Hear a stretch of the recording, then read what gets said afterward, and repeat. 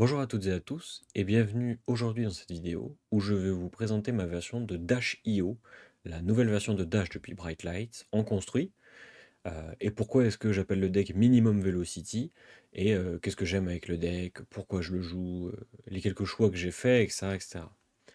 Alors pour commencer, Dash.io, rapide présentation, c'est la nouvelle Dash.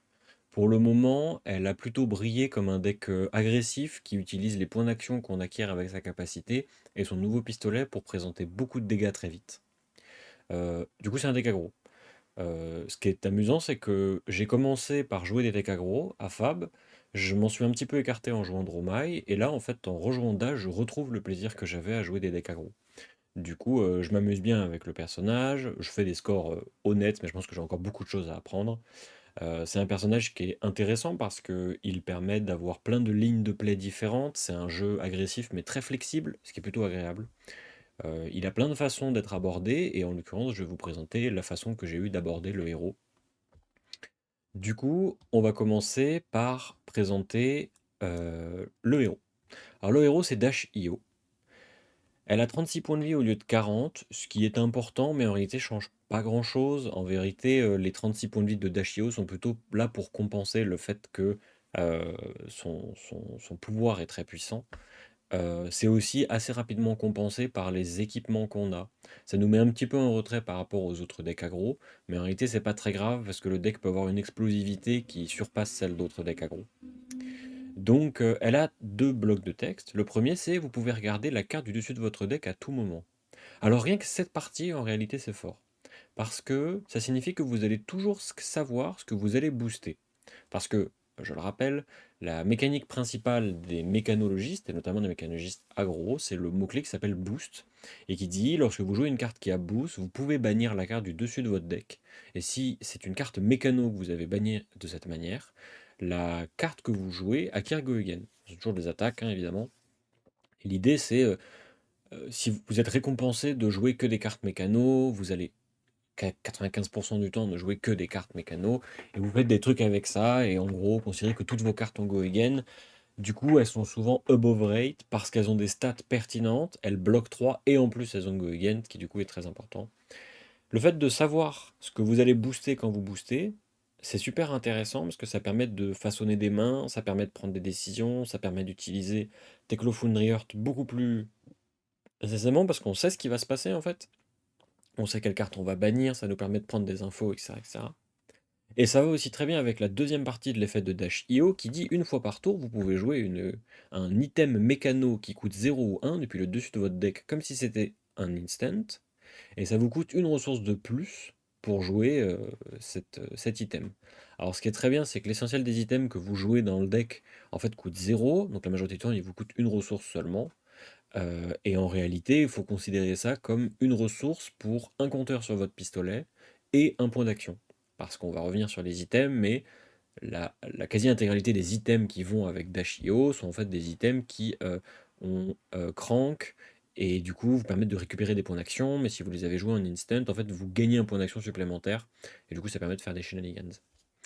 Donc ça c'est la base du personnage, donc on comprend bien quand on a lu le perso qu'on veut faire deux choses. La première c'est profiter du fait qu'on va avoir virtuellement 5 cartes en main, puisque la carte du dessus de notre deck peut être une carte dans notre main.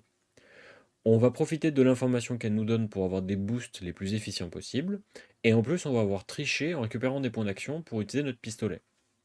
Du coup, il est important de parler du pistolet. Alors le pistolet de Dash, de cette Dash là en tout cas, c'est le Symbiosis Shot.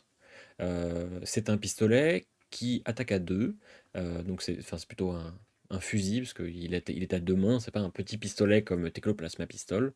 Il dit à chaque fois qu'un item mécano arrive en jeu sous votre contrôle, si le Symbiosis Shot a moins de 6 compteurs, vous pouvez mettre un compteur dessus, et pour attaquer avec, il vous suffit juste d'enlever un compteur. Et c'est ça qui est intéressant.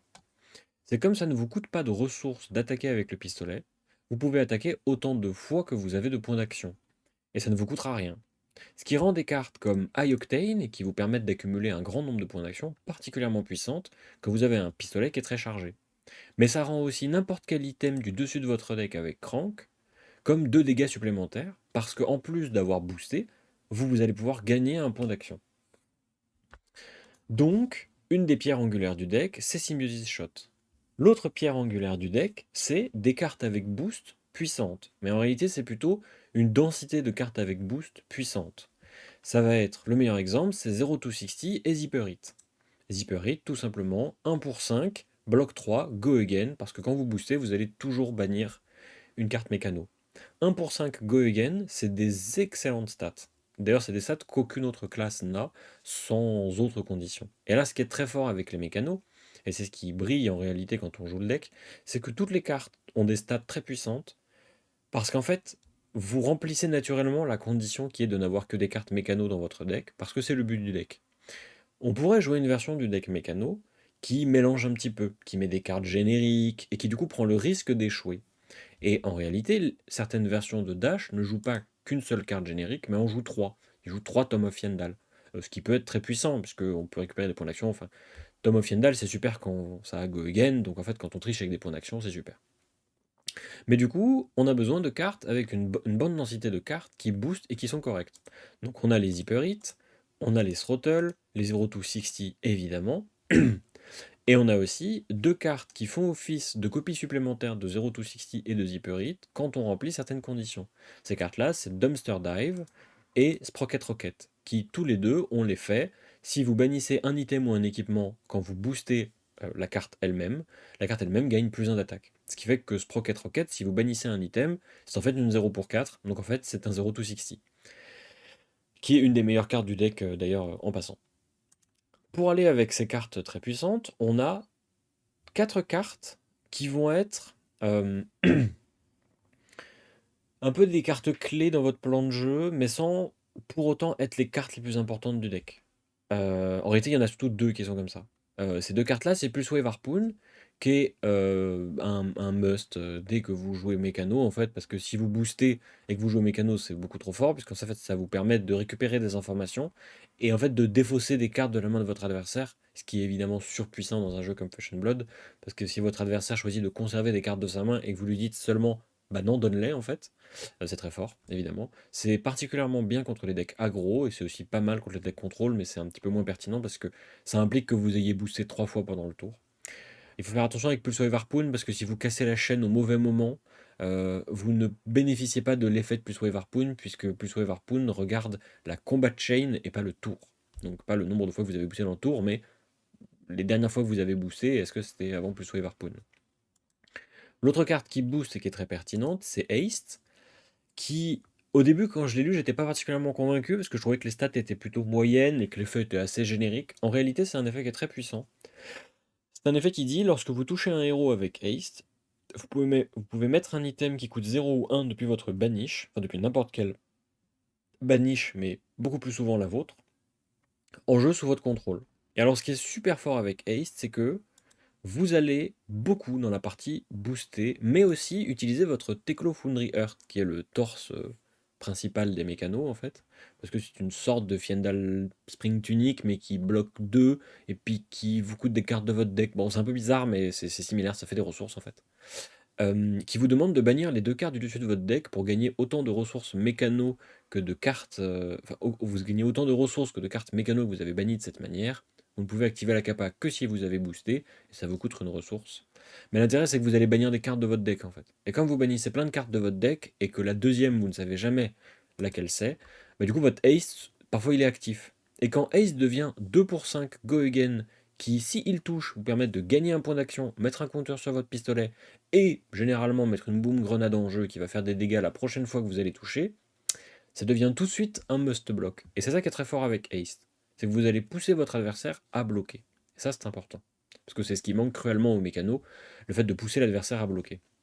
Et du coup, pour pousser l'adversaire à bloquer, on a une autre carte, qui est une des cartes clés de l'arsenal de Dash.io, et la raison pour laquelle, pour le moment, c'est plus un deck agressif qu'un deck défensif, c'est Boom Grenade.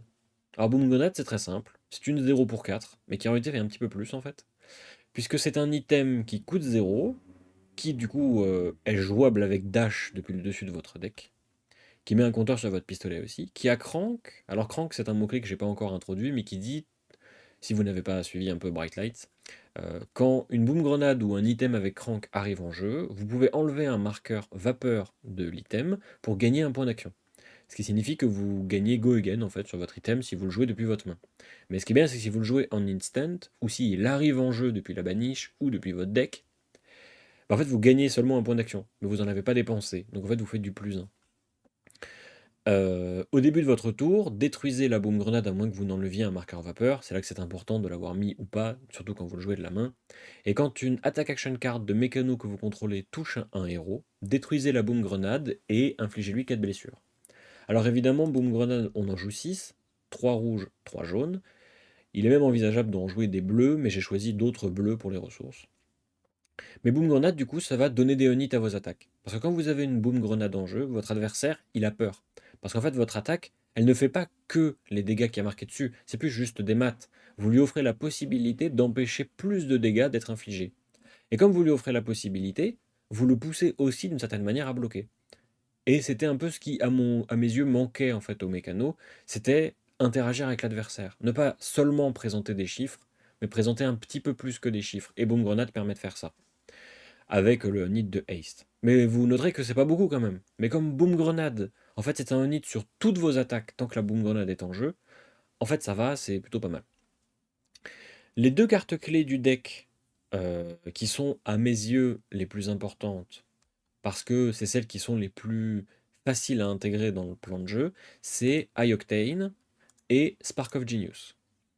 High Octane, c'est une carte très puissante qui pour 1 bloque 3 et dit lorsque vous la jouez, piochez une carte, elle a Go Again, et ce tour-ci, à chaque fois que vous boostez, vous gagnez un point d'action. Et alors, comme je l'ai déjà expliqué, plus vous avez de points d'action, plus vous pouvez tirer avec votre pistolet. Et là est l'intérêt d'Ioctane, parce qu'en fait Ioctane, ce qui est super fort, c'est que si vous commencez votre tour avec Ioctane, déjà vous allez piocher la carte de votre choix, parce que vous savez ce que vous allez piocher, du coup c'est vachement mieux. Vous allez booster probablement 1, 2, 3 fois dans le tour, gagner 3 points d'action de plus, et du coup vous pouvez tirer 4 fois avec votre pistolet. Et donc Ioctane se transforme en 2 ressources parce que vous avez pitché une bleue, que vous avez remplacée avec n'importe quelle carte de votre deck, et 8 points de dégâts parce que vous avez tiré 4 fois avec votre pistolet. Enfin, au moins 3 fois lié à Ioctane. Et là, d'un coup, on se rend compte qu'Ioctane, c'est vachement fort. Mais ça implique évidemment d'avoir des compteurs sur le pistolet. C'est pour ça que parfois, il va être intéressant de ne pas attaquer avec le pistolet, mais de plutôt conserver le plus longtemps possible ses marqueurs pour un gros tour Ioctane qui va mettre énormément de pression et faire passer beaucoup de points de dégâts. Et l'autre carte qui va très bien avec Dash.io, c'est Spark of Genius, qui est une spécialisation de Dash, qui dit cherchez dans votre deck un item de mécano qui coûte X et mettez-le en jeu, puis mélangez votre deck. Alors ce qui est intéressant, c'est que vous pouvez aller chercher un item qui coûte 0 en ne dépensant pas de ressources pour jouer Spark of Genius. Et si vous avez boosté ce tour-ci, piochez une carte. Alors avant que les items avec Crank existent, Spark of Genius c'était une carte pour setup. Généralement, on dépensait 4 ressources dedans et on allait chercher une Induction Chamber ou un Plasma Purifier. Maintenant que les items à 0 avec Crank existent, Spark of Genius devient, pour 0, aller chercher un item, mettez-le en jeu, go again, piochez une carte. Et du coup, ça devient vachement plus puissant. Parce qu'aller chercher des items dans votre deck, surtout quand avec Spark of Genius, vous pouvez aller chercher des backup protocoles, sur lesquels je reviendrai plus tard, tout de suite, la carte devient exceptionnelle. Parce qu'elle vous donne un point d'action, elle vous met un compteur sur le pistolet, vous piochez une carte, vous la remplacez, etc. etc. Et donc c'est évidemment très puissant. La carte clé qui fait fonctionner ce deck, est celle qui en fait différencie cette version du deck des versions les plus connues avec Maximum Velocity, c'est BIOS Update. Alors BIOS Update, c'est une carte qui requiert d'avoir un petit peu tourné le deck autour. Enfin, en réalité, d'avoir changé une carte pour une autre dans le deck, mais ça change pas mal de choses en fait. Qui dit, c'est une 0 pour 3, puisqu'il dit la prochaine attack action card que vous boostez ce tour-ci gagne plus 3 d'attaque. Et la prochaine fois qu'un item mécano qui coûte 2 ou moins est banni pour payer un coup de boost, mettez-le en jeu. Et BIOS Update à go again. Alors du coup, ce qui est super fort, c'est que BIOS Update, vous ne la jouez que quand vous savez que vous allez bannir un item. Le reste du temps, ça reste dans votre arsenal. Et si ça n'était que 0 pour 3, c'est-à-dire juste un boost, ce serait pas très pertinent. Mais la réalité, c'est que c'est jamais juste 0 pour 3. Parce qu'en fait, si vous utilisez BIOS Update et que vous mettez au pire un backup protocole bleu en jeu, en réalité, vous avez fait 5 de value avec votre BIOS Update. Parce que un item qui arrive en jeu, c'est forcément un point d'action et un compteur sur le pistolet. Donc c'est forcément une attaque de pistolet à la fin de votre chaîne, en plus de celle que vous auriez déjà faite ce tour-ci. Et quand vous considérez que ça pourrait aussi être une boom grenade, et du coup ça fait des points et ça donne des units à vos attaques, ou alors un backup protocole rouge qui vous permet d'aller récupérer une attaque rouge pour continuer à faire des dégâts pendant votre tour, ou alors, au mieux, et là c'est vraiment exceptionnel, un Teklo-Pounder, alors là c'est la fête à la saucisse. Parce que Teklo-Pounder c'est l'autre carte importante du deck. C'est un item qui coûte 2 à jouer, c'est-à-dire que vous ne pouvez pas le jouer avec Dash s'il est au-dessus de votre deck, qui arrive en jeu avec 3 marqueurs Steam, et qui, lorsqu'il n'en a plus, est détruit. Et une fois par tour, a un effet qui dit quand vous boostez une attaque action card, vous enlevez un marqueur Steam du Teklo-Pounder et l'attaque gagne +2. Donc ce qu'il faut comprendre, c'est si votre BIOS Update vous permet de bannir un Teklo-Pounder pour payer un boost, votre BIOS Update c'est 3 points de dégâts sur cette attaque, plus 6 points de dégâts sur au moins les 3 prochains tours. Et tout d'un coup, ça fait beaucoup de points quand même. Ça fait 9 points sur une rouge, et ça commence à faire beaucoup. Et en fait, c'est ça qu'on veut faire avec le deck. On veut faire tellement de value avec des items qui viennent en fait s'imbriquer pendant le tour ultra agressif qu'on propose, pour faire encore plus de value au tour d'après. Et l'autre carte qui va avec, c'est évidemment les Techlocores, que je ne présente plus pour les gens qui jouent Dash, qui vous permet pendant 2 tours, en fait, de pouvoir bloquer avec une bleue, puisque les 2 ressources que vous allez gagner avec Techlocore vous permettent généralement de payer tout votre tour, si vous utilisez Techlo Foundry Heart. Et Techlocore, c'est pareil, c'est trop bien, parce que vous pouvez la jouer du dessus de votre deck, alors ça vous donne pas de points d'action, mais c'est pas très grave. C'est extrêmement bien à aller chercher tour 0 avec Spark of Genius, même si Techlopounder c'est mieux. Enfin, Techlocore, c'est une carte exceptionnelle. Et du coup, bah, on a à peu près fait le tour du deck. Alors, il y a quelques cartes qui sont là en plus pour agrémenter le tout. On a un Tome of Fyendal dans le deck au lieu de 3 d'ailleurs. Un seul parce qu'en fait, on ne veut l'utiliser qu'une seule fois par partie avec les Achilles. C'est quelque chose qu'on retrouve déjà dans les Dash, la Dash OG Boost, c'est le fait de jouer un Tome of Fyendal. Ça permet de compenser une fois par partie le fait de l'avoir banni avec les Achilles Accelerator. Ou alors, une fois par partie, d'avoir boosté et de le jouer de l'arsenal, de gagner des points de vie et des cartes et de faire un peu n'importe quoi. Parce que Tome of Yendal avec Goegen c'est très puissant. Et en fait avec Kaioctane c'est encore plus facile de le sortir. Et les autres cartes clés c'est les backup protocoles. Alors backup protocol c'est une carte qui ne fait pas consensus, surtout les bleus. Les rouges tout le monde est à peu près d'accord pour dire que c'est exceptionnel, mais les bleus pas toujours. Moi j'aime beaucoup les backup protocoles parce que ça vous permet de récupérer du gaz. Ça vous permet de rejouer les meilleures cartes de votre deck. Ça vous permet de compenser des mains qui sont pas très pertinentes. Un backup protocole bleu, ça transforme backup, donc lui-même, et une bleue de votre main en potentiellement 5 points de dégâts. Par exemple avec Zipper Hit, c'est super. Un compteur sur votre pistolet. Enfin, ça permet de faire plein de choses. En fait, ça donne la flexibilité dont j'ai parlé au deck. Et ça permet à tous les tours qui impliquent des backups d'être un petit peu originaux, d'être un petit peu différents, de proposer des lignes alternatives pour faire le plus de dégâts possible. C'est un peu un deck de matheux parce qu'il faut pas mal réfléchir en vrai à comment séquencer son tour correctement pour booster au bon moment, bien réagir à ce qu'il y a au-dessus du deck, etc., etc. Mais quand on a le coup de main, ben, c'est vachement agréable. Et les backup protocoles bleus, ils sont là pour deux choses. La première, c'est que c'est des cartes de ressources. La deuxième, c'est que si vous les jouez du dessus de votre deck, c'est super. Et la troisième, c'est qu'en fin de partie, ça vous permet de récupérer des cartes bleues pour les ressources, mais aussi simplement pour les jouer. Et en réalité, ça peut avoir son importance, notamment sur les fins de partie. L'idée, c'est qu'un backup protocole bleu en jeu, si vous pitchez une bleue pour récupérer une bleue de votre cimetière, bah vous avez gagné une ressource. Parce qu'il vous reste une ressource des deux que vous avez dépensées pour activer le backup. Et du coup, ça vous permet de fluidifier parfois certaines séquences de tours, notamment au niveau des ressources, même si le deck est beaucoup moins gourmand que les decks avec Maximum Velocity, parce que vous n'avez pas besoin des deux ressources à la fin de la chaîne pour activer Maximum Velocity. Je vais passer assez rapidement sur l'équipement avant de passer au sideboard et aux différents plans que j'ai à peu près déployés. On a déjà parlé du Symbiosis Shot et du Teklo Foundry Earth, qu'on ne présente plus parce qu'ils sont très puissants.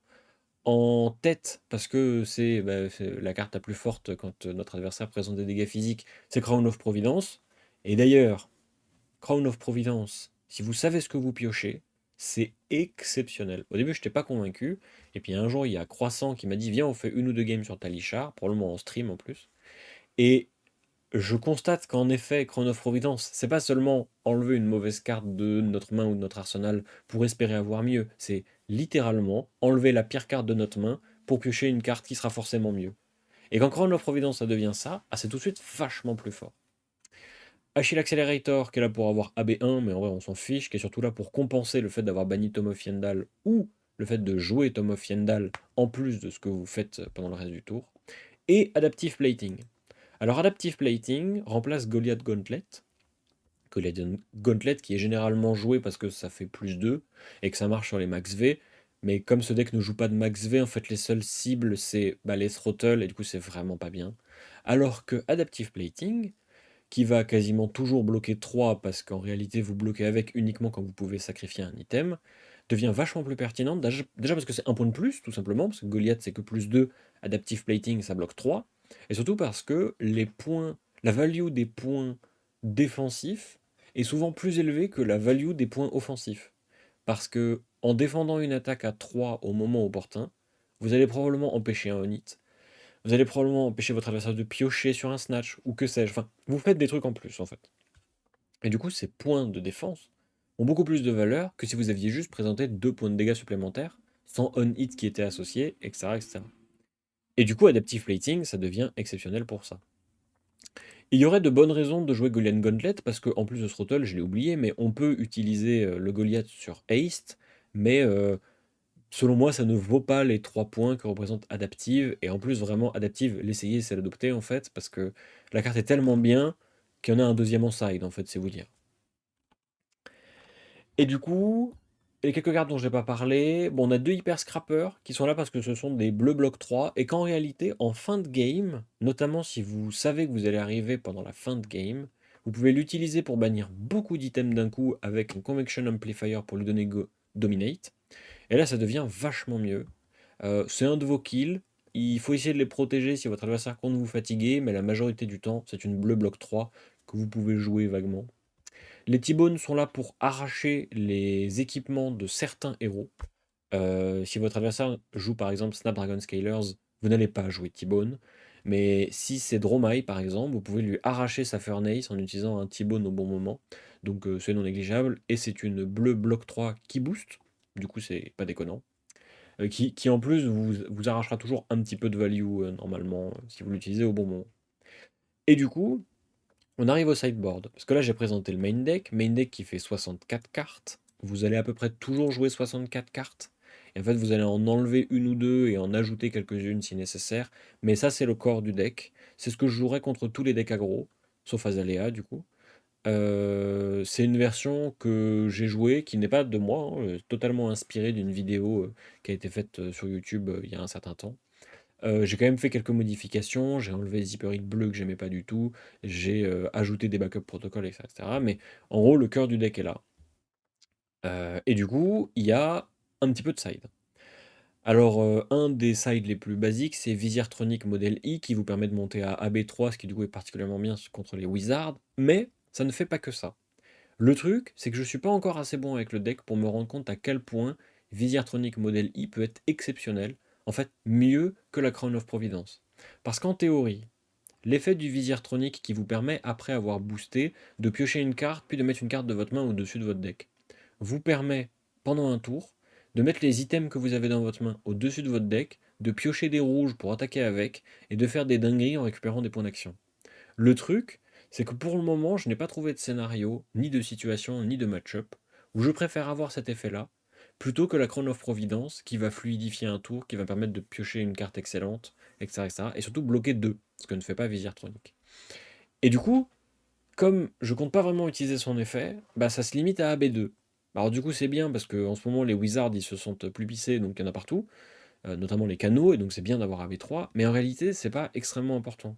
Du coup, la partie des cartes qui sont là, je pense que ça pourrait être excellent dans le deck, mais juste je ne maîtrise pas assez. D'ailleurs, si vous avez des conseils, n'hésitez pas à me les donner pour que je comprenne à quel point Visiertronic c'est exceptionnel et que ça ouvre mon esprit. On a un deuxième Adaptive Plating qui est là dans les match-ups comme Bravo et Azalea, les match-ups où on a besoin de bloquer à des moments clés avec de l'équipement. Et Adaptive Plating remplace les Achille Accelerator qui du coup vous forcent à enlever le tome du deck. Et du coup vous montez à un total de 3, 6, 7, 8, 9, 10 de blocs sur vos équipements en une seule fois. Mais en réalité, ce qui est bien, c'est que vous pouvez faire des blocs 8 facilement avec Adaptive Plating et un Teclofundry Earth ou la Crown of Providence. Parce que si vous mettez Adaptive, vous sacrifiez un item, Teclofundry Earth et une carte de votre main, ça fait 8. Et en fait, 8, ça bloque Léonide de Bravo. Et ça bloque pas mal de cartes d'Azalea quand elle n'a pas eu beaucoup de boost pour jouer ses Red in the Ledger, etc. etc.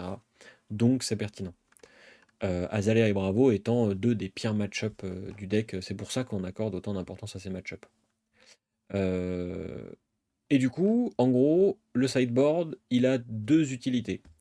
La première, c'est vous permettre de passer en mode full stack quand vous affrontez des decks qui comptent vous fatiguer. Donc, quand vous savez que votre adversaire va bloquer, vous ajoutez tout votre sideboard. Sauf dans certains cas où vous êtes convaincu que Dissolving Shield fait rien. Par exemple, les guerriers qui voudraient vous fatiguer, Dissolving ça sert à rien. Bravo, j'ai réfléchi encore, je suis pas ultra convaincu. Mais en gros, vous voulez ajouter Convection Amplifier et les payloads rouge et bleu qui vont vous permettre d'acquérir Dominate et donc de clore la game. Vous allez jouer beaucoup plus value. En fait, vous boostez vachement moins. Mais vous essayez d'utiliser les payloads plusieurs fois dans la partie, notamment avec des backup protocoles et surtout en les combinant à des boom grenades. Vous voulez arracher l'équipement de votre adversaire avant de commencer à faire ça pour menacer ses points de vie. Et vous utilisez du coup tous les backups pour récupérer des payloads, notamment les bleus pour récupérer les payloads bleus du coup, et Convection Amplifier pour donner Dominate à certaines attaques de votre deck quand vous avez une boom grenade, ou aux Hyper Scrappers que vous jouez à la fin de la partie et qui bannissent la moitié de votre cimetière. Ça c'est la théorie. Dans les faits, j'ai pas encore eu l'occasion d'affronter un deck qui tente de me fatiguer concrètement, du coup je n'ai pas encore essayé cette version-là de la full stack contre des decks qui essaient de me fatiguer, mais la théorie c'est vous mettez Dominate le plus possible avec des bombes grenades, et normalement ça tue. Ne pas oublier que le deck reste un deck très agressif, qui peut présenter des tours ultra pertinents, notamment avec Ioctane, qu'il faut éviter à tout prix de bannir, parce que c'est une des cartes importantes et puissantes du deck pour passer les decks très défensifs. Et du coup, on a deux Dissolving Shield qui sont là contre les ninjas, parce que ça bloque très bien les Kodashi et les Onit, contre Azalea, parce que ça permet de rajouter une carte de plus pour bloquer des cartes avec Dominate, contre les gardiens, du coup, même si je suis moins convaincu, parce que ça fait pas, en termes de value, c'est pas exceptionnel, contre les Wizards, parce que ça permet de bloquer l'arcane, et vous avez la théorie derrière Dissolving Shield. Voilà pour le deck, voilà pour le side. J'ai dans la liste que je mettrai en description de cette vidéo, deux versions du side, en fait, la version contre Azalea et la version contre Fatigue, qui sont assez basiques en réalité. N'hésitez pas à les ajuster à votre sauce, à faire des plans de side, etc., etc.